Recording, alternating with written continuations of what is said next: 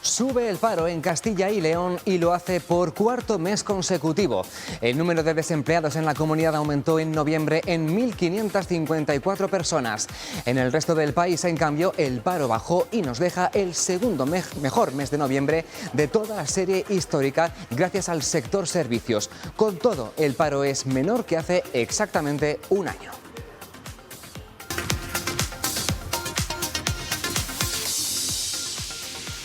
¿Qué tal? ¿Cómo están? Sube el paro en la comunidad mientras baja en el conjunto de España. Luego les daremos los principales datos publicados esta mañana. Además, hoy es día de protestas en el sector de la justicia. Los funcionarios se concentran en todo el país para exigir la negociación de la Ley de Eficiencia Organizativa. Y en Valladolid, además, jueces, fiscales, abogados piden también más implicación del Ministerio en la construcción del campus de la justicia. Estaremos con ellos en directo. También estaremos en el Congreso de los Diputados. Hoy el debate y la tensión de los últimos días dan paso a dos celebraciones: jornada de puertas abiertas con motivo del Día de la Constitución Española y también acto conmemorativo del Fuero de Brañosera, el documento que acredita a este pueblo palentino como el más antiguo de España, a punto de cumplir 1200 años. En otro pueblo, Pollos, en Valladolid, están buscando un taco de papeletas de lotería que se ha extraviado. Quedaban 10 por vender y parece que tampoco encuentran la recaudación. Son a beneficio de la Asociación Española contra el Cáncer y el Ayuntamiento ha emitido un bando municipal para que los vecinos colaboren en la búsqueda. Nos lo contará enseguida su propio alcalde. Y como mañana es el Día Internacional de las Personas con Discapacidad, estaremos en un acto en León y también abordaremos su situación laboral en el tiempo del análisis, coincidiendo además con los 40 años de la primera ley de discapacidad de nuestro país. Y con estos temas empezamos ya. Está pasando.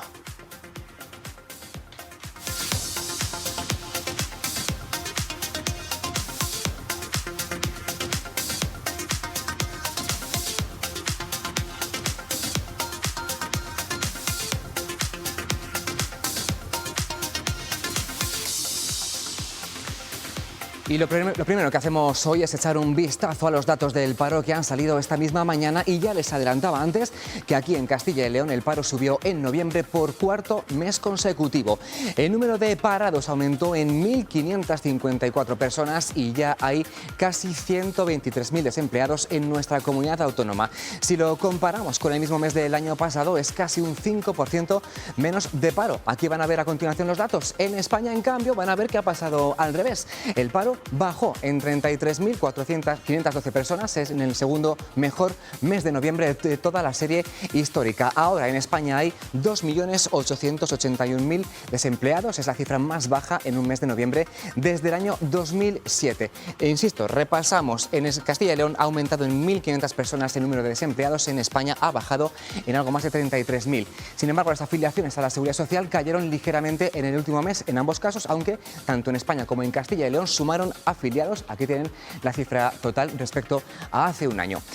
Y fíjense, no es muy habitual verlos protestar, pero hoy lo hacen por partida doble. Los funcionarios de la Administración de Justicia se movilizan hoy para exigir la negociación de la Ley de Eficiencia Organizativa que, dicen, el Ministerio les niega. Y además de eso, en Valladolid se concentran también para reclamar la construcción del campus de la justicia.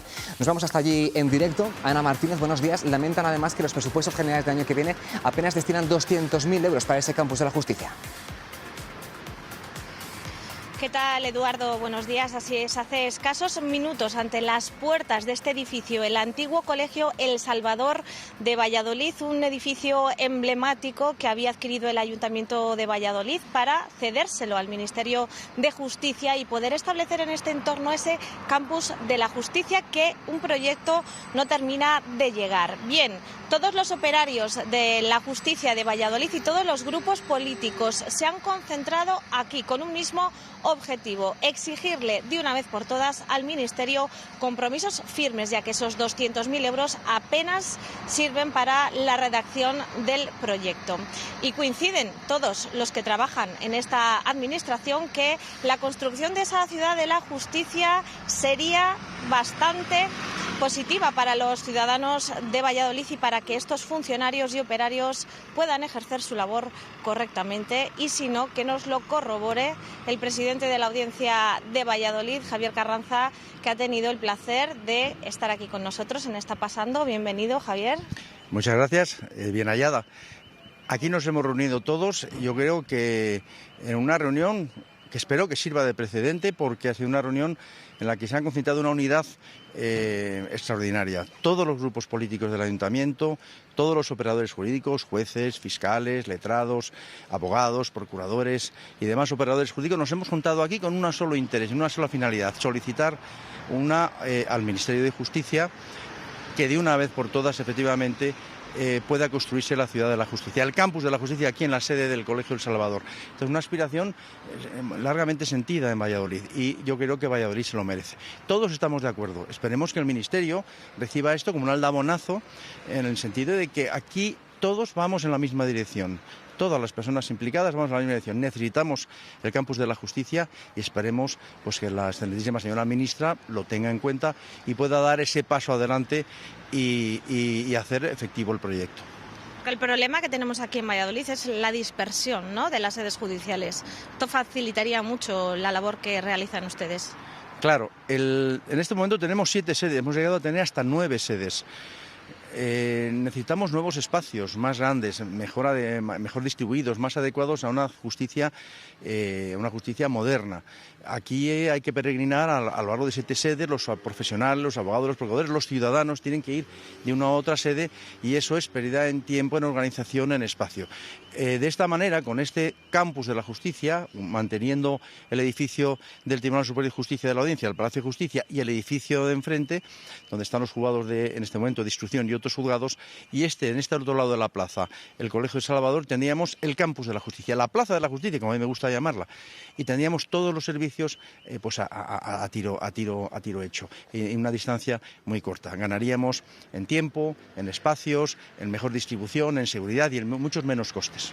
Hemos visto el compromiso de todos los grupos políticos. El Ayuntamiento de Valladolid lleva años dando pasos para que este campus de la justicia pueda ser una realidad. ¿Cuándo cree usted que lo vamos a poder ver en Valladolid? Bueno, yo quiero ser optimista pese a todo y pese a la dotación presupuestaria, porque yo confío y espero que este gesto que han tenido los ciudadanos de Valladolid, sus representantes, los operadores jurídicos de Valladolid, de conectarnos todos aquí, salvando diferencias de todo tipo, que sirva efectivamente como una llamada de atención a la señora ministra, porque no es más que una cuestión de voluntad política. No creo que sea un problema de coste económico, sino de voluntad política. Las 2 parcelas están ya a disposición del Ministerio, la del Colegio Salvador y la parcela adyacente de la Seguridad Social, de la antigua residencia. Por tanto, es una cuestión de voluntad política. ¿Cuándo se va a hacer? Pues esperemos que cuanto antes, y que no se deje pasar esta oportunidad de oro de tener estas 2 parcelas a disposición de la justicia para poder construir aquí el campus de la justicia. Si esta concentración que hemos visto hoy no surte efecto, el presidente de la Audiencia de Valladolid está dispuesto a levantar el teléfono y llamar a la ministra para hacerle llegar este mensaje. Sí, de hecho, yo creo que esta concentración debe surtir ya su efecto, pero vamos, no tengo ningún inconveniente, sino todo lo contrario, el poder solicitar una cita a la señora ministra para poder contarle directamente de viva voz el problema que nos encontramos en Valladolid. Y es una de las cosas que sí, la tenemos pendiente de realizar, para explicar incluso personalmente, si fuese necesario, y trasladar personalmente los problemas existentes en este momento por la dispersión de sedes en Valladolid. Ojalá que podamos hacerlo. Javier Carranza, presidente de la Audiencia Provincial de Valladolid, muchísimas gracias por atendernos y esperamos ver pronto al menos respuestas, aunque no sea el proyecto de momento, pero sí respuestas ante esta concentración. Muchísimas gracias. Muchísimas gracias a vosotros, que así sea, y muchas gracias por venir a cubrir este evento, porque vosotros también os habéis unido cubriendo el evento, la concentración, pues a la misma petición que hemos hecho todos los demás. Gracias. Muchísimas gracias, Eduardo. Pues esto es lo que está pasando o acaba de pasar aquí en Valladolid. Tiene razón, nos afecta a todos. Agradecemos también, aparte de a ti, a Ana, al presidente de la Audiencia de Valladolid, por explicarnos esos argumentos de esa protesta que ha tenido lugar hoy allí en Valladolid. Y seguro que estos días, si no la conocían, ustedes habrán oído hablar de Brañosera. Es un pueblo del norte de Palencia y no es un pueblo cualquiera, sino el primero. Está a punto de celebrar, de hecho, los 1200 años del fuero que así lo acredita. La primera Carta Puebla de nuestro país pertenece a este municipio y data del año 824. La celebración llega hoy al Congreso de los Diputados. Estamos allí en directo con Sara Ayuso. Muy buenos días, con un acto de conmemoración que tiene lugar a esta hora. Efectivamente, como decías, el próximo 13 de octubre de 2024 Brañosera va a celebrar los 1200 años desde que recibiese su fuero, la primera cartapuela que dio origen a los ayuntamientos. Hasta entonces, 2 años de eventos y de celebraciones, pero el primero, el pistoletazo de salida, es aquí hoy en el Congreso de los Diputados, con la presencia de la presidenta Meritxell Batet y de prácticamente representantes de todos los grupos parlamentarios. Precisamente el Congreso hace unos años fue quien reconoció oficialmente a Brañosera como el municipio más antiguo de España. Nos acompaña Javier Adán, el presidente de la Asociación Fuero de Brañosera. Javier, pónganos en antecedentes. ¿Qué ocurrió en aquella Edad Media? ¿Qué ocurrió para que Brañosera recibiese esta Carta Puebla? Bueno, no estábamos allí para contarlo, pero bueno, lo que ocurrió realmente es que los cristianos visigodos tuvieron que replegarse hasta la vertiente norte de la cordillera cantábrica por la entrada de los musulmanes en la península. Y pues pasados unos pocos años, porque en menos de alrededor de 100 años habían tomado toda la península los musulmanes. En esos 100 años pues se dieron cuenta de que esta vertiente era muy árida, muy arisca para poder vivir. No ofrecía condiciones para cultivo, se acababa la caza, la pesca era muy incipiente y se superpuebla este territorio con cristianos que salen huyendo de los musulmanes y en un momento determinado pues alguien decide, algunas familias decide que tiene que ir hacia el sur a buscarse la vida y nunca mejor dicho. ¿Qué es lo que ocurre? Que en ese periodo Alta Edad Media la sociedad está establecida, nunca mejor dicho, hay 3 estamentos que serían el clero, la nobleza y el resto. Y la mayoría de los que pasan hambre en ese momento son el resto y son los primeros que arrancan hacia el sur a buscarse la vida, les llamamos foramontanos y lo representamos con una azada al hombro y una espada al cinto, lógicamente. ¿Cuál fue la importancia entonces de recibir ese fuero y cuál ha sido esa importancia a lo largo de la historia hasta llegar hasta hoy? Bueno, la importancia del fuero, yo que voy a contar, lógicamente es vital. De hecho, ahí luego se produce, se replica el sistema del fuero hasta la saciedad. Tengamos en cuenta que el último fuero, que es el de Guarromán, junto con otras poblaciones de Sierra Morena, lo otorga Carlos III y en el siglo XVIII, o sea, entre el siglo IX y el siglo XVIII son 9 siglos, 900 años en los que se han replicado los fueros hasta la saciedad. El nacimiento de la mayoría de las ciudades importantes de hoy siglo XXI, nace también con un fuero de León, fuero de Jaca, fuero de Valencia, fuero de Madrid incluso. Entonces, la importancia ya en sí misma como fuero la tiene el documento. En el caso de Brañosera, pues bueno, es una carta puebla porque el motivo por el que se otorga es para conseguir fijar la población en el territorio.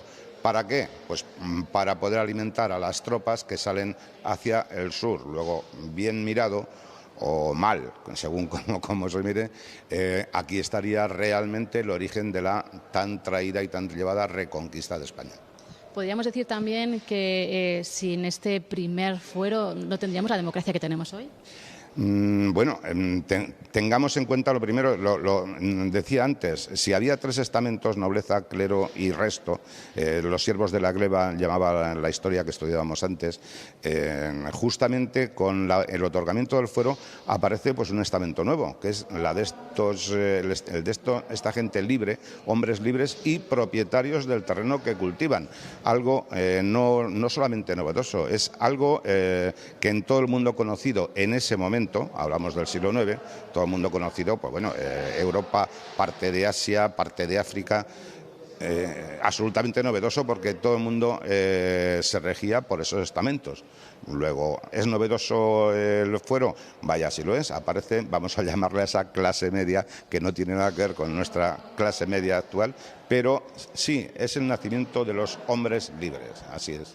Javier, pues muchísimas gracias por hablar con nosotros. Nos quedamos con esa frase, el nacimiento de los hombres libres. Hoy es el primer acto, pero tenemos una agenda hasta el próximo 13 de octubre cargadita. El siguiente, el 25 de enero, en el Senado. Pues hoy comienza ese pistoletazo de salida. Sara, muchísimas gracias y buenos días para esa conmemoración de 1200 aniversario de este pueblo de Prañosera en Palencia.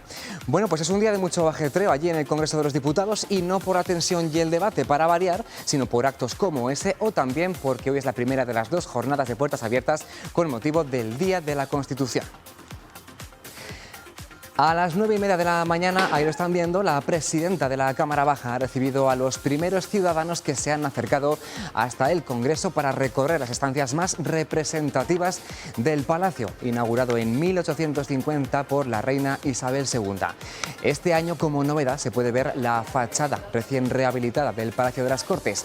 Mañana, se lo recordamos, también abrirá al público el Congreso de los Diputados. Meritxell Batet, por cierto, ha aprovechado para pedir que ese interés ciudadano por el Parlamento se contagie de paso a los diputados. Y mañana, 3 de diciembre, es el Día Internacional de las Personas con Discapacidad.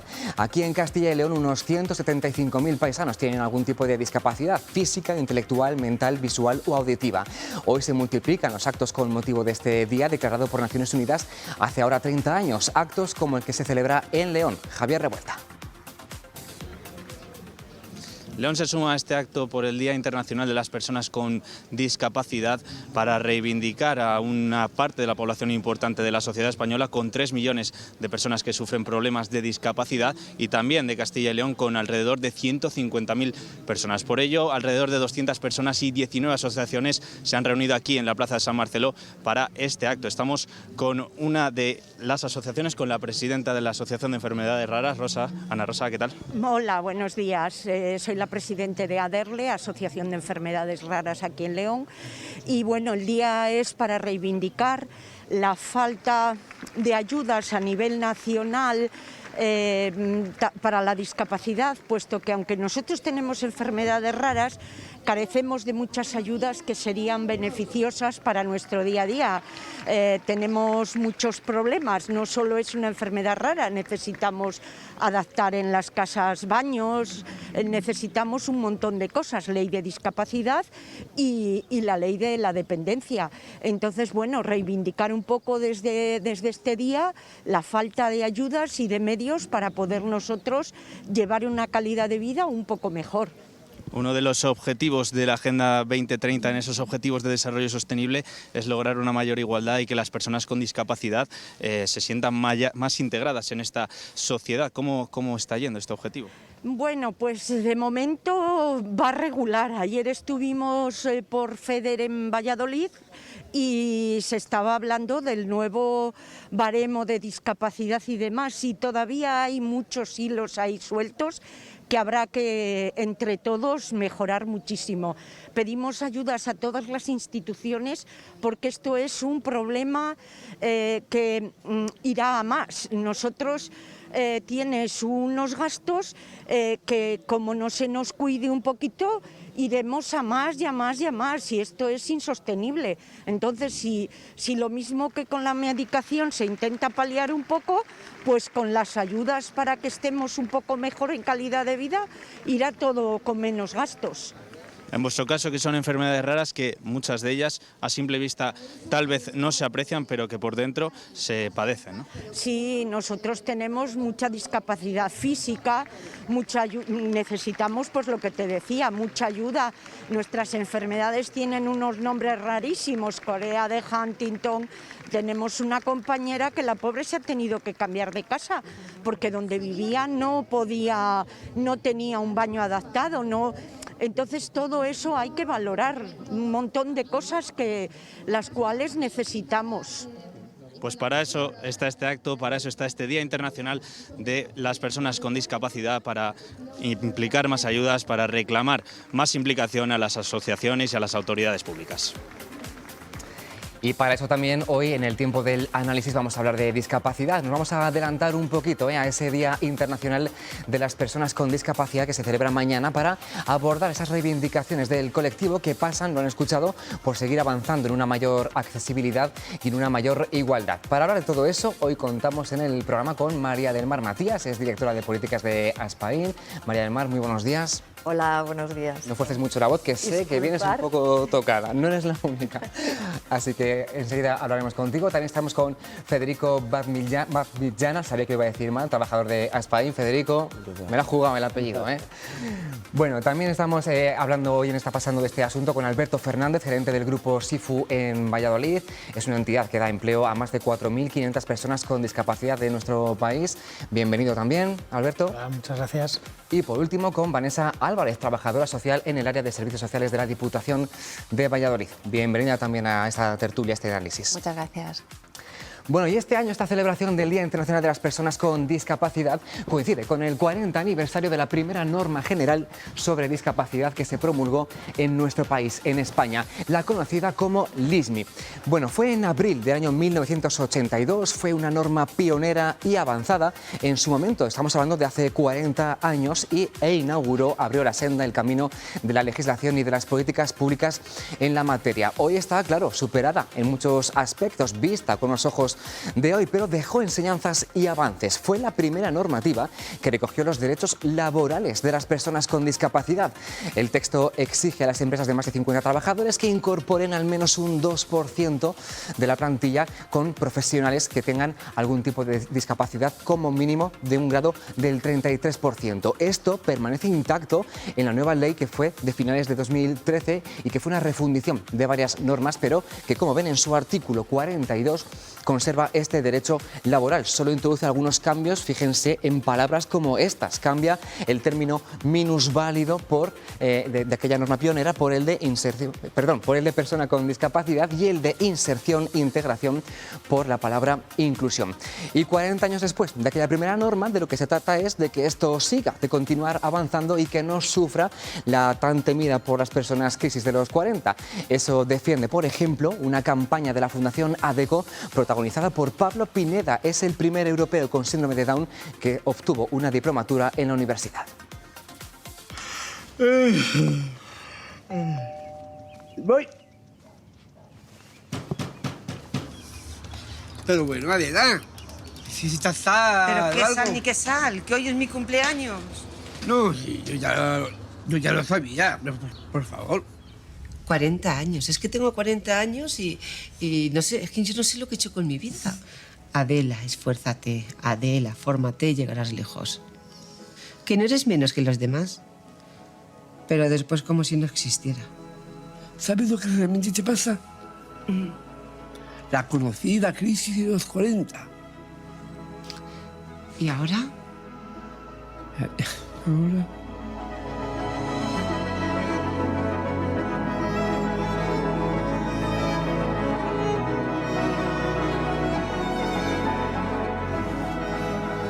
Pues ahora es tu momento.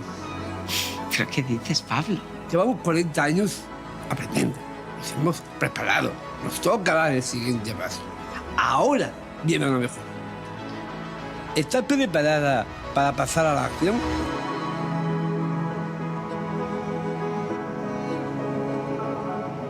¿Cómo no me voy a acordar que era tu cumpleaños? Claro que me acuerdo.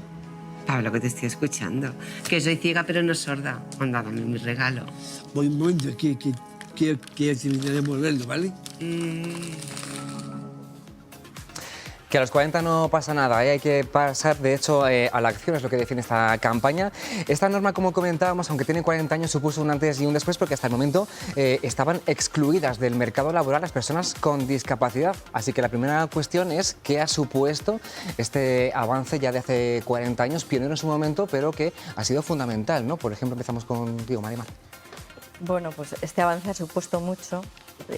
Los comienzos son lentos, por más que nos gustaría que hubiéramos avanzado bastante más. Estamos en una situación en que seguimos reivindicando pues, la reinserción laboral, que nos hablabas tú el otro día, seguimos reivindicando la asistencia personal, reivindicamos ayuda para las asociaciones, porque al final nosotros de quien recibimos la ayuda y todos los servicios que nos pueden prestar son las asociaciones, porque dentro de ese personal en riesgo de exclusión están las personas en riesgo de exclusión y después están las personas con discapacidad, o sea, somos los últimos.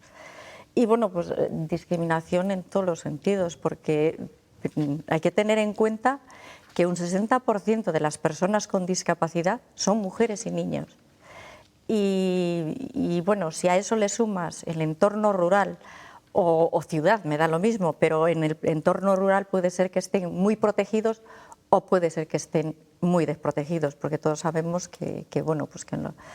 Entonces, es un poco el seguir ahí, el no perder las ganas, porque además estos son ganas de seguir adelante, que no nos olviden porque somos una parte importante de la sociedad, o sea, formamos el colectivo con discapacidad entre familiares y personas, o sea, que la padecen. Sí, que también es el entorno que les rodea.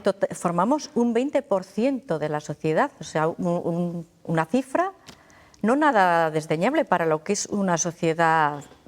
Nosotros no pedimos nada, o sea, solamente queremos participar. O sea, participar en todo, en el ocio, en el trabajo, es que somos personas igual. O sea, con nuestras limitaciones, unas se ven, otras no se ven, pero nosotros seguimos ahí el día a día. Alberto, me parece increíble, ¿no?, contarlo a día de hoy, que hace 40 años las personas con discapacidad estaban excluidas directamente del mercado laboral. Sí. Tuvo que llegar esa norma para contemplar que podían trabajar. Sí, la verdad es que la norma ayudó mucho y nos sigue ayudando. Por desgracia, pese a que hay una norma, el dato es abrumador. Solo el 19% de las empresas cumplen la norma. Sí. Con lo cual todavía estamos muy lejos de poder llegar a una normalidad o a una normalización de la inclusión de las personas con discapacidad en el entorno laboral. Entonces, la ley obviamente nos ayuda y de hecho la ley no existiría si esto ya estuviera normalizado, pero es muy triste que todavía que las empresas no estén concienciadas del todo. Por eso tenemos que hacer mucha labor de sensibilización desde los distintos colectivos que integramos o que defendemos la discapacidad para que las empresas apuesten por ello. También hay datos positivos de esa contratación. Por ejemplo, la contratación de personas con discapacidad ha crecido este año más de un 20% con respecto al año pasado. Aquí en Castilla y León alcanzó su máximo histórico en la primera mitad del año, entre enero y julio, con un 11% más que en 2021. ¿Hay alguna razón para este incremento? Que el dato es muy positivo, pero ¿a qué se debe este incremento en el último año? Quien tenga la respuesta. No sé si Alberto... Pues realmente no hay una respuesta mágica. O sea, al final esto es el trabajo de 40 años, de que se está subiendo el índice de contratación. Es verdad que además la formación de las personas con discapacidad cada vez es mejor, por lo tanto acceden a mejores puestos y a más cantidad de puestos. Entonces probablemente sea un punto de ruptura y que empecemos a hacer crecimientos más exponenciales que los que hemos hecho en el pasado. También hay una apuesta clara por parte de Administración Pública en la cual en todas sus licitaciones ya hay pliegos reservados, en licitaciones para empresas ordinarias ya meten la obligación de que esas empresas ordinarias contraten a personas con discapacidad o en riesgo de exclusión o colaboren con centros especiales de empleo, y eso también hace que se contrate más gente. Nos contabais, la empresa privada todavía tiene un poco esa asignatura pendiente, bueno, mucho más que pendiente, de cumplir la ley. Quizá la administración pública va en ese sentido un poco por delante. Desde la Diputación de Valladolid, Vanessa, ¿cuál es un poco vuestra función? ¿Cómo se trabaja en ese sentido para dar ese paso por delante en la inclusión de personas con discapacidad? Pues sí, la Diputación Provincial hace un esfuerzo y tiene un proyecto bastante pionero desde que tuvo su germen en los años 80 y que con un impulso a finales de los 90 por parte de la institución, con una colaboración con la Junta de Castilla y León a través de la Gerencia de Servicios Sociales y con los ayuntamientos de diversos municipios. Tenemos lo que es la red integrada de servicios para personas con discapacidad del ámbito rural de Valladolid. Esta red tiene ahora en estos momentos 17 servicios, atiende a personas con discapacidad intelectual y enfermedad mental. En esta red se trabaja el tema fundamental. Hay dos procesos que se trabajan de forma importante, como es el apoyo al proyecto vital y la inserción laboral. Desde la inserción laboral lo que se hace es fomentar las capacidades productivas de las personas con discapacidad y favorecerles el acceso al empleo, ¿no? Un poco las actividades productivas que se puedan ir adaptando a sus capacidades y que puedan desarrollar dentro de cada taller ocupacional, que son 9 talleres ocupacionales para personas con discapacidad intelectual, 4 talleres prelaborales para personas con enfermedad mental, un centro de día para personas con mayor afectación en su autonomía personal y 4 viviendas tuteladas. A lo largo están establecidos en 10 municipios de toda la provincia, pero acceden personas, usuarios de más de 70 municipios de la provincia. La Diputación hace un esfuerzo en que esa red sea accesible y, por tanto, pone a disposición transporte que hace con 14 furgonetas muchos kilómetros diarios para poder acceder a esos recursos. La actividad que se desempeña viene mucho a través de productos artesanales. Nosotros además le tenemos la etiqueta de productos campechanos y además con entidades y servicios que se contratan determinados servicios que puedan desarrollar dentro de cada taller. Los talleres tienen titularidad de los ayuntamientos y aunque se funciona como una red con unos valores y una identidad común, cada uno de ellos tiene su propia autonomía funcional y estamos apoyados desde el impulso que dio Diputación a través de las entidades especializadas en discapacidad, como son Fundación Personas, El Puente Salud Mental y Fundación Intras, que son los profesionales que hacen el apoyo directo. Bueno, pues tenemos un ejemplo de trabajador excelente y aunque tenemos que ir a esa publicidad, quiero, Federico, que nos adelantes un poco a modo de tráiler para que la gente se quede con ganas de más. ¿A qué te dedicas y si notaste en tu acceso al mercado laboral pues algún tipo de problema, de discriminación, algún tipo de dificultad? Muy breve, para iros luego a publicidad. Bueno, muchas gracias por esta oportunidad. Pues nada, yo ahora mismo trabajo en el sector de sistemas informáticos y me encargo de la gestión de páginas web soy lo que se llama un SEO manager, que hace que las páginas web estén en posiciones ventajosas con el entorno Google. Y bueno, más que nada la discriminación que me he podido encontrar, bueno, yo soy licenciado en económicas, pero también tengo un máster en gestión de sistemas informáticos, pero después de una discapacidad sobrevenida, pues digamos que no acababa de encontrar empleo. Entonces, gracias a un programa de la Junta de itinerarios, pues pude empezar a trabajar en Aspain y después de un periodo de formación pude empezar a trabajar pues, justo cuando empezaba el auge de las páginas web. Digamos, nosotros estamos gestionando más de 200 páginas. Entonces, pues bueno, poco a poco, pues trabajar como antes de la discapacidad o después, porque soy exactamente la misma persona. Exactamente. Bueno, pues luego me cuentas un poquito más de eso y también de lo que es ser SEO Manager, que no lo tenemos todos tan claro. Será a la vuelta de publicidad cuando seguimos abordando las reivindicaciones, necesidades de las personas con discapacidad. Hasta ahora.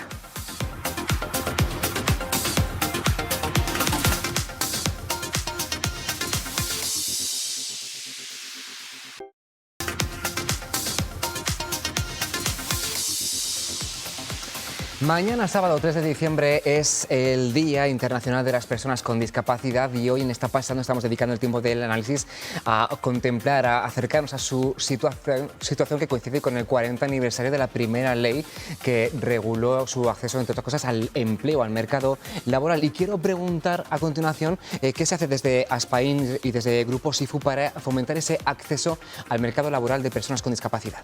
Vale, pues nosotros lo que hacemos es, damos formación de empleo en todos los ámbitos, formas a la persona pues para que sepa entregar un currículum, para que pueda acceder a las redes de trabajo,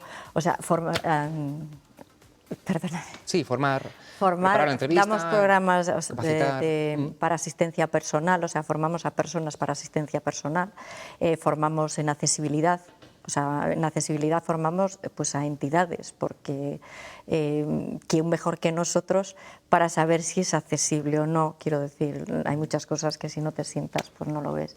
Luego tenemos también, damos muchísima formación a jóvenes, porque es ahí donde, digamos, donde más necesitan. Entonces les formamos en orientación laboral, les formamos, intentamos introducirlos en lo que es el mercado laboral, y luego pues trabajamos con ocio, turismo, o sea, trabajamos mucho turismo de rutas accesibles con la Diputación en el medio rural. Y bueno, luego trabajamos mucho en el medio rural, que intentamos acercar, digamos, lo que es las cosas que hay en la ciudad al medio rural. O sea, nosotros tratamos en el medio rural pues a la gente con discapacidad y a las personas mayores. Pues ¿por qué? Pues porque tenemos los Fisiomer, que son unos centros de fisioterapia, pero que funcionan un poquito también, no sé cómo. No es centro de día, pero bueno, o sea, le damos mucha vidilla pues con actividades y todo, sobre todo a la gente mayor.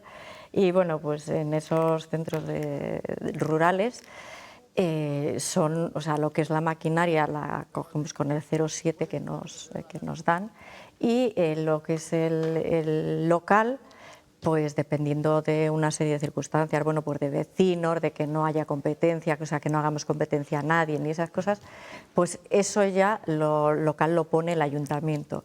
Y bueno, eso está dando muchísimo. Luego estamos sobre todo en lo que es accesibilidad, es barreras arquitectónicas y digitales, porque las barreras arquitectónicas se ven, son muy fáciles de ver, las digitales, la accesibilidad digital, bueno, tenemos a Federico que trabaja en eso, SEO manager. pero es que son complicadas pues porque no nos damos cuenta de que una persona pues igual no ve bien, necesita una letra más grande o necesita que se lo hagamos más fácil, porque no todos tenemos la misma capacidad intelectual ni la misma resolución.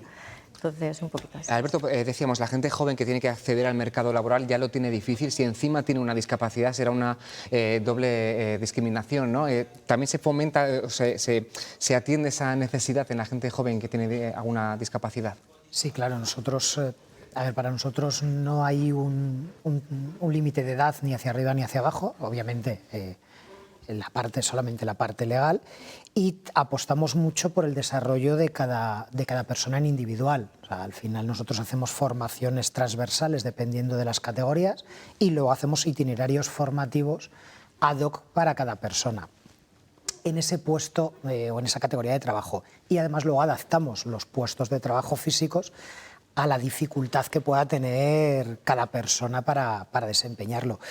Pero a nosotros es que no nos gusta hablar de discapacidad, nos gusta hablar de capacidades. Nosotros lo que hacemos es fomentar ese empleo o dar ese empleo dependiendo de la capacidad de cada persona, y la elegimos por las capacidades que tiene para desempeñar ese puesto. Nos olvidamos de la discapacidad, la sacamos de la ecuación. Entonces, nosotros como líderes en la prestación de servicios de Facility, lo que además hacemos es embarcarnos en distintos proyectos que nos generen una nueva empleabilidad para nuestros candidatos. Ahora mismo estamos sobre todo con proyectos que conjugan la sostenibilidad, el reciclaje o medio ambiente con la inclusión y la responsabilidad social, generando espacios cero colillas, creando packs de regalo, que es el pack Vermet, que lo que hace es conjugar proveedores locales y sostenibilidad con personas con discapacidad, que son los que lo hacen. Trabajamos con proyectos como un dron de limpieza acuática que maneja una persona con discapacidad para poder limpiar ríos o puertos. Y para nosotros al final lo fundamental es eso, es trabajar la capacidad de cada persona para desempeñar un puesto de trabajo. Me estabas recordando que se están diversificando mucho los puestos de trabajo, las áreas en las que trabajan las personas con discapacidad. Tenemos aquí un ejemplo estupendo que es Federico, que se mueve como pez en el agua en el entorno digital, en las páginas web. Cuando empezaste a trabajar o cuando se te planteó el entrar en el mercado laboral, ¿Temías que no iba a ser fácil, que ibas a tener dificultades? ¿Tenías miedo un poco de lo que podía ser por el hecho de tener una discapacidad? Si te soy sincero, no tenía ningún miedo. Digamos que la discapacidad es algo que la tenemos o la sufrimos, pero no es una cosa que nos condicione, porque somos personas como cualquier otra. Entonces, tienes miedo del trabajo en sí que tengas que hacer, que estés preparado, pero como cualquier persona, como cualquiera que empieza su primer trabajo. Pero también lo bueno es que la asociación en la que en Spain pues me ayudaron bastante, me formaron bastante. Entonces, ya con la experiencia previa que tenía más esa formación, pude empezar a trabajar prácticamente sin ningún tipo de, cosas normales que suceden en cualquier sitio de trabajo. Entonces, pues por ejemplo, yo pude aprovechar todos los conocimientos que tenía de informática anteriores, pude meterme más en Internet. Por ejemplo, quería hablar de la discapacidad, pues que sean accesibles las páginas web. Para que es lo que decía Marimar, ¿no? Que claro, también es un problema que a veces no nos damos cuenta y hay que tener en cuenta. Para que nos hagamos una idea, la persona con discapacidad más grande que hay es Google mismo. Ellos, es un programa que lee las páginas web. Si una página web no es accesible, Google no le da el ranking a esa página web. Entonces, y no son cosas extrañas, son cosas de sentido común, que hacen que una página web sea mucho más agradable a todo el mundo, no solo a personas con discapacidad, sino a Google mismo, pero también a las personas, pues que tenga buen contraste las palabras, que esté todo ordenado, y cumple toda una serie de reglas que, si tú lo miras fríamente, es que debería ser para todo el mundo, no es algo especial. Lo que pasa es que últimamente muchas páginas web nuevas no se fijan en esto, y aunque parezca la misma página web, realmente sí que afecta a la accesibilidad de la gente, y especialmente gente con discapacidad. El Internet puede ser una amenaza, pero también una oportunidad para llegar a sitios donde de otra manera sería imposible llegar, poder formarnos, eso todos son ventajas, pero tiene que ser accesible. Si no es accesible, es complicado. Entonces nosotros trabajamos un poquito pues haciendo auditorías de accesibilidad, y también en la parte de SEO Manager, a la que me dedico yo, también simplemente que Google lo que quiere es que le hagas la página web para que él la pueda entender. Entonces trabajamos, va todo un poquito de la mano. Entonces, más que nada, la discapacidad es algo totalmente externo a la persona que no nos afecta a la hora de trabajar. Lo que pasa es que en la vida real, pues sí que nos afecta, pero son pequeñas soluciones, accesibilidad en los edificios, accesibilidad en las diferentes cosas que se utilizan, el darle una oportunidad extra a esta persona, que igual puede parecer un poquito chocante la primera vez que la ves, pero al final es una persona como a cualquier otra, y si tú le das una oportunidad, esta persona te va a responder.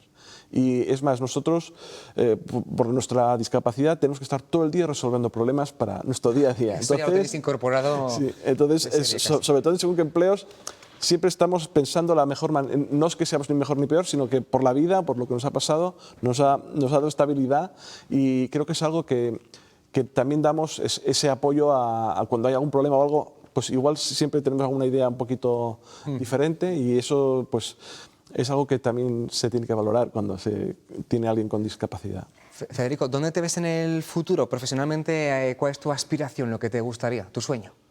Mi sueño, yo ahora mismo estoy trabajando en un sitio donde hago un trabajo que me gusta, la gente me trata fantástico, entonces si puedo quedarme así, yo estaría muy contento. Es un sueño muy válido, parece que siempre hay que aspirar a más, y oye, si estamos bien, mantenernos también es un sueño perfecto. El otro día esta semana, la ministra de Política Territorial estuvo visitando un nuevo centro de la ONCE y dijo que la plena inclusión de las personas con discapacidad también impulsa la cohesión territorial. Eso es muy importante, abordando el tema del mundo rural. Contanos desde la Diputación de Valladolid, Vanessa, cómo se percibe esta inclusión de las personas con discapacidad en el mercado laboral desde los pueblos. Claro. ¿Qué tienen en contra? Pues efectivamente el mundo rural tiene condicionantes quizá específicos para las personas con discapacidad. Es decir, ahora mismo Castilla y León, por ejemplo, tiene un 50% del porcentaje de personas con discapacidad que viven en el entorno rural, es bastante mayor que la media nacional. Por tanto, es algo que sí que determina, y que son factores que pueden efectivamente incidir en los límites de inclusión y en las barreras y en este tipo de cuestiones. Por tanto, bueno, pues como te comentaba antes, Eduardo, el tema de hacer una red que sea una red de servicios que sea accesible y que llegue de alguna manera a todos esos pequeños municipios que ya sabemos que contamos con una dispersión geográfica importante y que puedan atender las necesidades de personas que tienen dificultades de acceso al empleo y apoyar mediante programas formativos, mediante la adaptación de las actividades productivas, poder encauzar eso al acceso a un empleo más normalizado incluso, ¿no? Es verdad que además contamos con una edad, por lo menos nosotros en los servicios de nuestra red, la edad media es alta, es en torno a 49 años la edad media, y entonces el tramo más amplio es de 55 a 64 años, es decir, es dar actividad a gente que si no tendría bastantes dificultades de acceso al empleo. Me queda solamente un minutito para terminar este asunto. Marimar, un poco como portavoz para que cierres el turno de intervenciones. 40 años esa ley, a día de hoy, ¿qué es lo más urgente que tendría que reforzarse en el ordenamiento jurídico, en la ley? Una cosita, muy rápido. En la ley, pues yo creo, es que se me ocurren muchísimas cosas y solo me dejas una, es el seguir trabajando por la reinserción y laboral, porque es que dignifica a la persona. O sea, cuando tú en una sociedad ayudas al tercer sector, a las personas con discapacidad, estás haciendo un bien a toda la sociedad. O sea, porque eso repercute en toda la sociedad. Entonces, si empiezas por abajo, que es lo que tenemos que hacer en todo lo que tenemos en pandemias, en las situaciones que hemos vivido horrorosas, hemos estado muy desprotegidos y ahí sí que queremos, pues eso, protección y ayuda para las asociaciones. Mucha ayuda necesitamos. Bueno, pues con esos dos mensajes terminamos esta parte de análisis. Marimar Matías, directora de políticas de Aspain, Vanessa Álvarez, trabajadora social del área de servicios sociales de la Diputación de Valladolid, Federico, trabajador de Aspain, y Alberto, gerente de Grupo SIFU. Muchísimas gracias por acompañarnos. Eduardo, muy rápido. Si me permites, quería aprovechar para invitar a los espectadores que la Diputación Provincial va a organizar del 19 al 22 de diciembre en su sede, en el Palacio de Pimentel, la sede de la Diputación Provincial, un mercadillo navideño con exposición de todos los productos que se realizan en los talleres ocupacionales de la provincia y que seguro que les van a encantar para estas fechas. Bueno, pues quien esté en Valladolid puede echar también una mano. Muchísimas gracias. Muchísimas gracias. Bueno, nos contamos ya más cosas que están pasando este viernes. Mucha atención estos días en los que compramos décimos de lotería, participaciones, papeletas. El Ayuntamiento de Pollos, un pueblo de Valladolid de 600 habitantes, está buscando un taco de lotería que se ha extraviado. Incluso ha emitido este bando municipal para intentar localizarlo. Quedaban 10 papeletas por vender y son a favor de la Asociación Española contra el Cáncer. Hablamos ya en directo a través de videollamada con Javier García Arojo, que es el alcalde de la localidad. Javier, gracias por estar con nosotros. Sin rastro todavía de ese taco perdido, ¿no? Sin rastro, todavía no ha aparecido el taco perdido.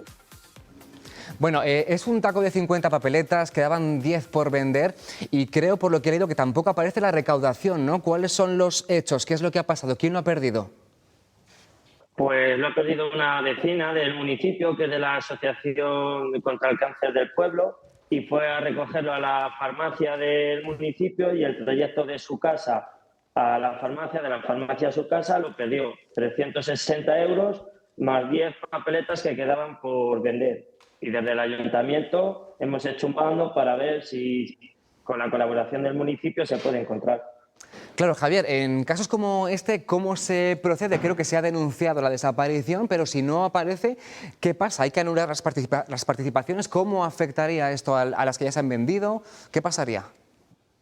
Pues me supongo los hechos están denunciados, lógicamente, por la vecina. Como las papeletas están enumeradas, me supongo que las 10 papeletas últimas, que son las que no aparecen en caso de que fueran a cobrar, no lo cobrarían, y las anteriores sí, porque están vendidas y pagadas legalmente. Me supongo yo que sería así. Bueno, vamos a aprovechar, cuéntenos, porque entiendo que siguen a la venta hasta el día del sorteo. ¿Cuánto cuestan? ¿Cuánto se dona a la Asociación Española contra el Cáncer? ¿Cuál es el premio? El premio es lo que toca la participación es de 5 euros. Yo creo que al cáncer se dona 1,5, 2, me parece, no lo recuerdo muy bien, y de esos 3 euros, pues lo que toque a cada participante.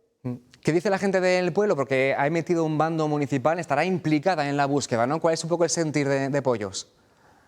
Totalmente, aquí la gente es muy participativa, colabora con todos los actos y con todas estas cosas del cáncer y están pues pendientes a ver si aparece y diciendo que el que...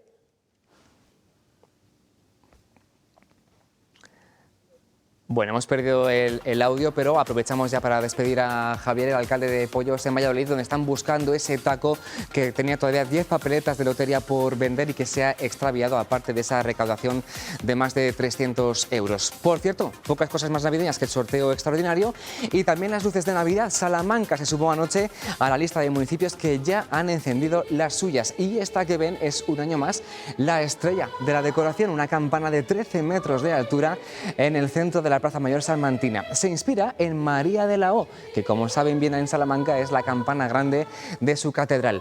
Además, 95 calles y plazas de Salamanca lucen ya otros más de 700 adornos.